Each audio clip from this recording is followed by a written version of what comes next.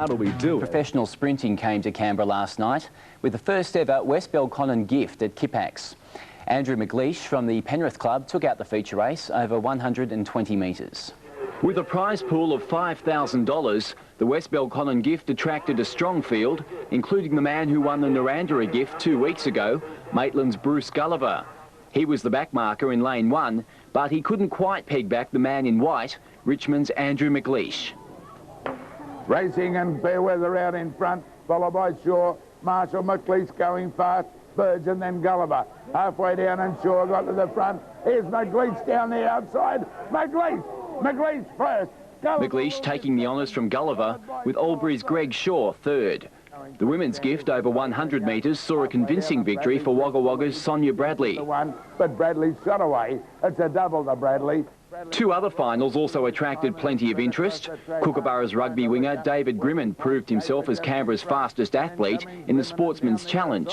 Grimond went to the front. It's all Grimond. Grimond came away to win it well. While perhaps the most fiercely contested race was the Media Challenge. With handicaps based on age, Peter Chapman was given a 15-metre head start, which proved too much, although one young flyer by the name of Robertson came close, giving Capital Television a quinella. But now we'll never hear the end of it. I must say ABC's Tim Gable came third. I'm glad I'm taking holidays next week because Peter Chapman's going to let me know about that all week, I think, Peter. Well, I don't know whether he needs a handicap. He did so well. When we return, all the back-to-work weather details and the latest in Christmas music.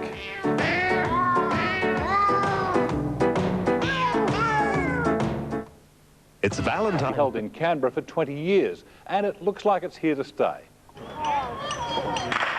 It was a whole evening's entertainment. The race to find Canberra's fastest sportsman developed into a battle between Kookaburra's winger Dave Grimond in blue and the Raiders' Paul Taylor in red. Grimond collected $1,000 for the win and a taste for pro running. Oh, definitely, it's good fun. Something different to ride at your handicap or not. Yeah. You're always a good chance to grab some people here tonight. The women's gift unearthed a surprise favourite, 15-year-old Sonia Bradley. Canberra's Faye Young in the red was the backmarker. She gave Bradley 4 metres start under the handicap conditions, but it was never a factor. The youngster ran away from them. She's been very selective in her races, winning the Temora gift in February at over $1,000 from 2 races here. It's going to be hard to get that kind of mark in the future, though, isn't it? Yes, I think they'll be keeping a close eye on me from now on. After the heats and semi-finals, the main race of the night was tipped to be a battle between Big Andrew McLeish in the white and Bruce Gulliver in red. The tipsters were spot on. The 24-year-old from North Richmond in New South Wales is a fast finisher and a late starter. So I've only been running for about 12 months, 14 months. That's my first gift, so absolutely wrapped. Football injuries sent him to the track. Now he wants to aim for the Olympics. Well, the Canberra Bushrangers continue. Way down and Shaw got to the front. Here's McLeish down the outside. McLeish! Andrew McLeish from Richmond, west of Sydney, took the event by the smallest possible margin from Bruce Gulliver of Newcastle in 11.9 seconds. I'd just like to say thanks to my coach that's not here at the moment. To all fellow stable mates, thanks a lot for the hard training that you do put in. The women's event also produced a minor upset. Wagga schoolgirl Sonia Bradley confirmed her talent with a comfortable win off 7 metres in 11.5 seconds. Organisers are enthused by the attendance of top-line runners for the event and hope next year to add a new dimension to the gift. We'd like to sound out all of the Sydney and Winfield Cup clubs and also the Illawarra Steelers and make that into a really good footballers race. Simon Brady, Win News. It was the start today of the biggest school sporting event in... And away they go. Well, Chapo with the leaders in front. Gable's coming through strongly, followed by Mountain running on well, and Anthony Robertson near the inside. It's still Chapo in front. Anthony Robertson coming at him, but Chapo from Capital beats Anthony Robertson. A Capital quinella there. Third placing's close between Gable. In behind them came Schilberger, and back out of it was Mountain from 104. How about that? Chapo's won it. Chapo is the winner from Anthony Robertson, so it's a Capital quinella. And just waiting on third to go up. Tim Gable was prominent for third. This is the gift coming up. We've got Gulliver in 1. Gulliver in the red, McLeish, Burge getting set. Wider out in the yellow top is Shaw with Marshall and Fairweather. This is the West Belconnen Coca-Cola gift. Just about set for a start, under starters' orders. Ready. And off they go and racing this time. Fairweather begun okay, coming through Shaw. McLeish followed by further back in the field came Burge and Gulliver. It's a good go to the line. Getting through McLeish, the favourite in the centre from Gulliver, and McLeish wins. Gulliver second, third placing went to Shaw. In behind them was Burge and Fairweather back in the bunch. That's the final of the Coca-Cola West Belconnen gift here at the West Belconnen Club. And we stand by for the official placings to come through. We'll check those for you in just a moment. But you'll find McLeish has got the money here. McLeish from the mark of 7 metres, the favourite, a big man coming through in the white. Coming through to beat possibly Gulliver, it might have been for second, but we'll confirm those placings shortly. Well, congratulations, Andrew, on winning the inaugural West Belconnen gift. You must be pretty pleased. Very pleased, thanks. Yeah. Tell us about your preparation for this race. Just basically 4 days a week training. Just went in the Narrandera Bateman's Bay gift, and that's about it. Just gradually build up to it. 12 months. You would have won a nice tidy sum tonight. Yeah, it's 2,500. That's all right. Do you earn a living running professionally? Yeah. No. I'm in the RAF at the moment, at Richmond. At the moment, I should say. So. Does that enable you to do a lot of training for these sort of events? You got to be kidding. Not in the Defence Force these days. It's no government job, that's for sure. Tell us about the way you went through today. I mean, were you happy with the way you ran in the early events, the heats? Especially the semi-final. I was very pleased with the semi-final. A bit worried about Bruce, who was in the red. He won Narrandera last week. I was worried about him coming up on the inside. Held him out, and I thought I had a chance in the final, and obviously I did. What were your impressions of the venue here and the conditions?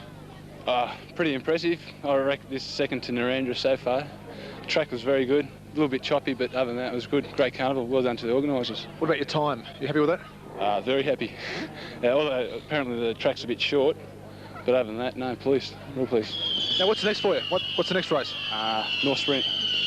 Where's that? North Sydney Sprint, 90 metres. Train up to then tomorrow, then the Bay. So how do you fit in all this around your time in the Air Force? Difficultly. I work 7 to 5 and train after work 4 days a week, and they don't give you much time off, that's for sure. Do you have your own personal trainer? Yeah, he's Gary Foley. He's from Wentworth, Phil. So yeah, I've been with him now 14 months. So very pleased with him actually.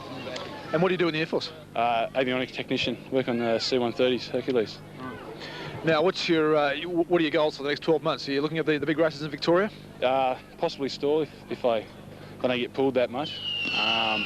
That's about it. And the Botany Bay, other than that. So. And what about this event? Will you be keen to come back here next year? Oh, definitely. Yeah, be on the list. All right, Andrew, well, congratulations and on a great run. Thank you very much. Andrew McLeish, the winner of the West Belconnen Coca-Cola gift. He won it in a time of 11.9 seconds off a handicap of 7 metres. Second place was Bruce Gulliver of Newcastle off 3.75 metres, and Gary Shaw of Albury off 11 metres was the third place getter.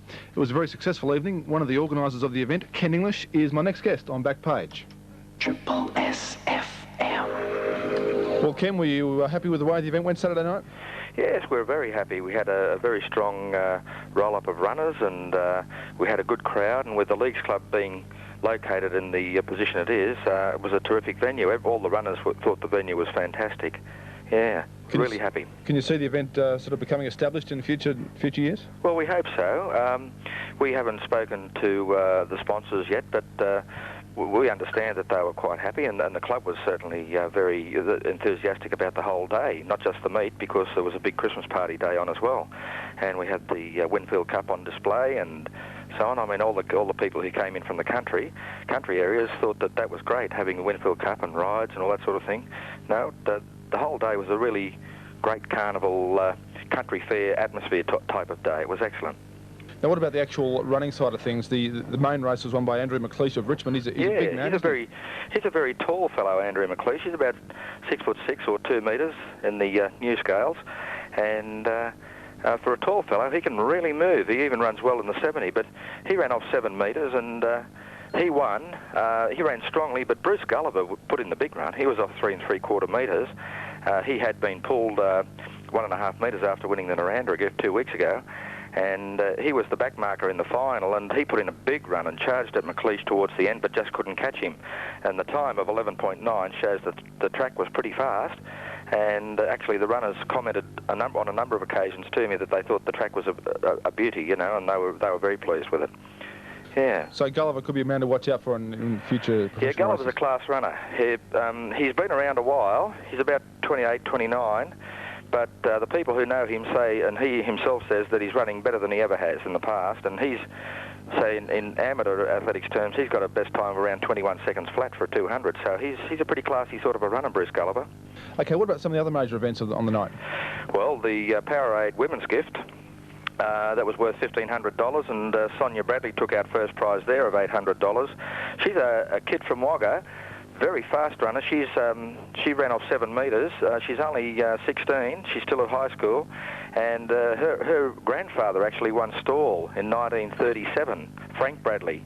I think he was from a place from Bar Medman or one of those places. But Sonia is a really quick little girl. She's a skinny whip of a girl, and she ran on strongly. From Shani Coots of Merritt's Wharf. Merritt's Wharf's up near Woy Woy in the Central Coast. She ran off 7 as well. And the Canberra girl, Faye Young, ran very strongly. She's a dynamite starter, Faye. She was the back marker in the final, and she ran off 3 metres. She was giving away 4 to Sonia Bradley, but she couldn't make up the difference, and the time there was 11.5. The Leader Real Estate Sportsman's Challenge was an interesting one because we had representatives from all of the different sports in Canberra. They were all off scratch, but David Grimond, the Kookaburra's rugby winger, he also played for the Australian Barbarians in that farewell to John Kerwin about 4 or 5 weeks ago in Auckland. He's a pretty well-performed rugby union player, David, and he won that convincingly from Paul Taylor, who's a lower grader with the Raiders Rugby League. I think he plays reserve grade for them.